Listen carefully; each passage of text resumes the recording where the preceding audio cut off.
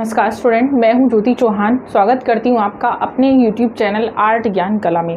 देखिए, आज आप मेरे सामने एक प्रतिमा को देख रहे हैं तो आपको लग ही गया होगा कि मैं इस प्रतिमा के बारे में ही आज आपसे बात करने वाली हूं। सबसे पहले मैं बता देती हूं, देखिए उत्तराखंड LT के जो नोटिफिकेशन है वो जल्दी ही जारी होने वाला है, तो अपनी तैयारी को तैयार रखें, तैयारी करते रहें। जैसे कि मैं हमेशा बताती हूँ, तैयारी हर चीज़ की अपनी प्रिपेयर रखें कि आपका अगर कोई एग्ज़ाम हो रहा है, फटाफट से कोई नोटिफिकेशन आ रहा है या उसके तुरंत बाद नोटिफिकेशन के बाद उसका एग्ज़ाम अगर जल्दी होता है तो एटलीस्ट आप लोगों को घबराहट ना हो, आप लोगों को कोई प्रॉब्लम ना हो, क्योंकि उत्तराखंड का एग्ज़ाम ये वाला जल्दी हो जाएगा। जैसे ही वैकेंसी आएंगी उसके 1 महीने बाद या 2 महीने बाद एग्ज़ाम हो जाएगा, क्योंकि ये वैकेंसी जो पहले एग्ज़ाम हो चुका है वही वैकेंसी दोबारा आ रही है, क्योंकि BEd कर दिया गया था। ठीक है, तो ये जो पूरी जानकारी है मैं पहले भी प्रोवाइड करा चुकी हूँ, तो आप लोग देख सकते हैं प्रीवियस जो वीडियोस हैं मेरे, उन वीडियोस में बीच बीच में मैंने ये जानकारी आप लोगों को दे रखी है। अगर आपको ज़्यादा जानकारी चाहिए तो मेरा एप्लीकेशन डाउनलोड कर सकते हैं।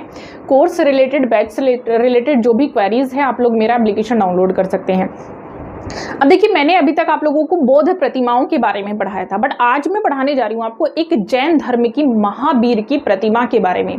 जैन धर्म की प्रतिमा, देखिए महावीर, वर्धमान महावीर की प्रतिमा जो आप देख रहे हैं मेरे पीछे लगी हुई है। आज मैं इस प्रतिमा के बारे में थोड़ा सा मैं बताऊंगी, क्योंकि ये आपके सिलेबस में, जैसे आप कोई भी सिलेबस पढ़ रहे हैं, ये हर एग्जाम के लिए आप लोगों के लिए आता है, जो अभी मैं पीछे देख रही हूँ, क्योंकि ये EMRS के एग्जाम में भी दे रखा है। जैसे कि EMRS का एग्जाम अभी आने ही वाला है, आर्ट का एडमिट कार्ड भी इशू होने वाले हैं, शायद इशू हो जाएं या जब तक मेरी वीडियो मिले या फिर होने वाले, आपको मिल ही जाएंगे जल्दी ही। अब देखिए, मैं बात कर रही हूँ कि जो जैन प्रतिमा के बारे में बात करने से पहले मैं बता देती हूँ थोड़ा सा महावीर स्वामी के बारे में, क्योंकि मैं पहले भी बता चुकी हूँ, बट यहाँ पर थोड़ा सा मैं डिस्क्राइब करूंगी दोबारा से। तो देखिएगा, महावीर स्वामी के बारे में पहले थोड़ा सा हम क्या जानेंगे। ये 24वें तीर्थकर थे, 24वें और अंतिम तीर्थकर थे। ठीक है,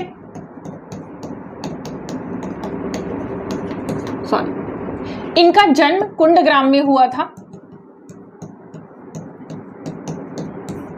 ठीक, इनका जन्म कुंडग्राम में हुआ था, 540 ईसा पूर्व हुआ था। 30 वर्ष, इनका जो मूल नाम था वो वर्धमान था। मूल नाम भी देख लेंगे, मूल नाम क्या था, वर्धमान था। 30 वर्ष की आयु में इन्होंने गृह त्याग किया था। 30 वर्ष की आयु में इन्होंने गृह त्याग किया था, और मतलब जो राज वैभव था उसका त्याग करके इन्होंने तपस्या के लिए निकल गए थे, जैसे कि अभी तक हमने पढ़ा भी है। और इसके बाद आप देखेंगे 12 वर्षों की कठिन तप के पश्चात इनको ज्ञान की प्राप्ति हुई, और 12 वर्षों के कठिन तप के पश्चात जब इनको ज्ञान की प्राप्ति हुई तो इनका नाम महावीर स्वामी पड़ गया था।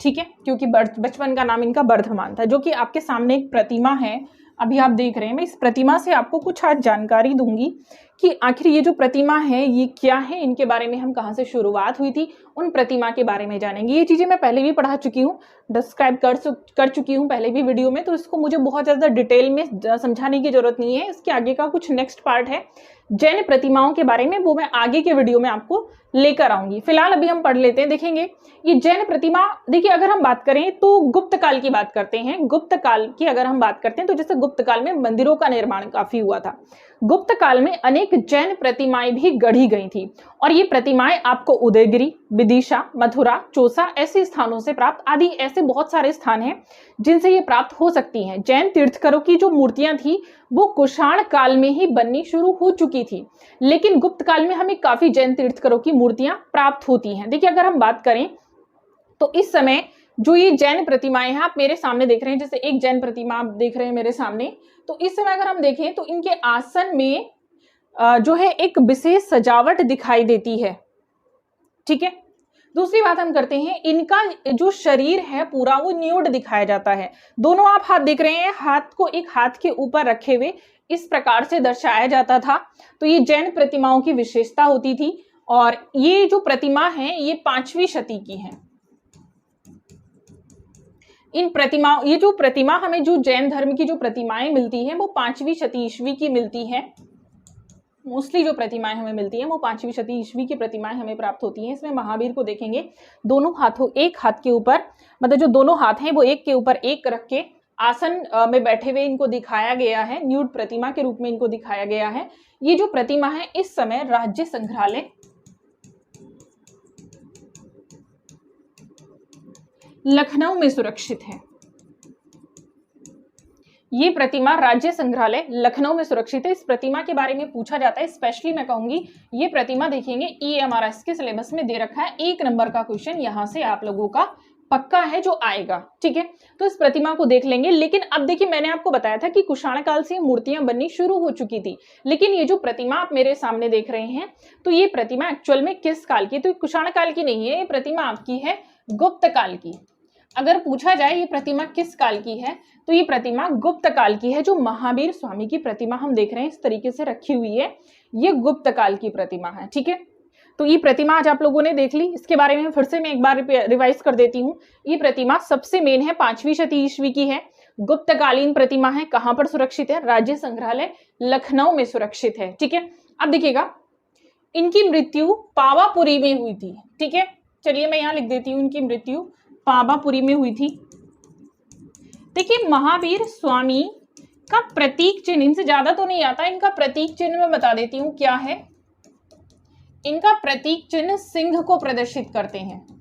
जैसे भगवान बुद्ध को हाथी के रूप में कई जगह पर प्रदर्शित किया जाता है, यहां पर मैं बात करूंगी तो महावीर स्वामी को हम सिंह के रूप में प्रदर्शित करते हैं। मतलब इनका जो प्रतीक चिन्ह है वो सिंह है। इनके अनुयायियों में बिंबिसार भी आते हैं, कुणिक, बिंबिसार, ये इनके अनुयायियों में आते हैं। यदि पूछा जाता है तो आप 1 नंबर में इजीली इसको लिख सकते हैं। ये एक छोटा सा सार में महावीर स्वामी की प्रतिमा से मैंने यहाँ पर बताया है।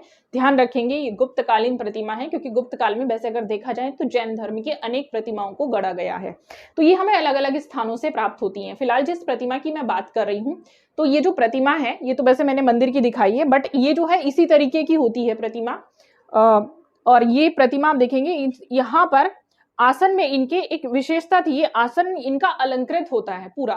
तो ये मंदिर की मैंने एक सिर्फ आपको तस्वीर दिखा रखी है, जो एक्चुअल है वो राज्य संग्रहालय लखनऊ में सुरक्षित रखी हुई है, जिस प्रतिमा की मैं बात कर रही हूँ और जिस प्रतिमा से आपसे क्वेश्चन आता है। ये सिर्फ एज ए स्वरूप मैंने इसलिए दिखाया है ताकि आपको एक पता चल जाए कि वो प्रतिमा इस तरह की है वो इसी तरह की प्रतिमा, ठीक है। अब इसके बारे में देखिए,